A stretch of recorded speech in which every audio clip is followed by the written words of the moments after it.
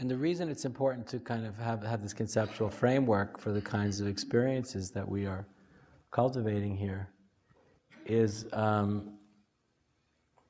having a conceptual framework for these non-relative and non-conceptual domains of experience will help you, even at a cognitive level, to displace the false picture of reality, or the false truth that the mind and the frontal personality is everything. So as you have these kinds of experiences and then work also conceptually with what it is you're learning, it'll help you to displace the false perception that your mind and created self is everything. It really does.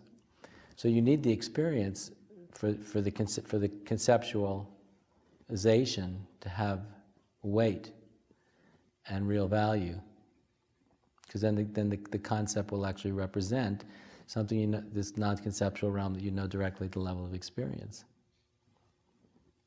But it'll help you to see, know, recognize, and understand that the mind, while it's one of the greatest gifts of evolution, the frontal cortex and the mind for human beings, it's still only a relative apparatus, which only gives a very partial, but real, but it's partial and relative picture and perspective of a certain dimension of reality only. So knowing that it's only a certain dimension and it's relative and partial really does change just about everything. Okay? So a lot of people say, well, how much time should I be spending doing kind of what we've been doing the last 3 days? You know, it's whatever it takes.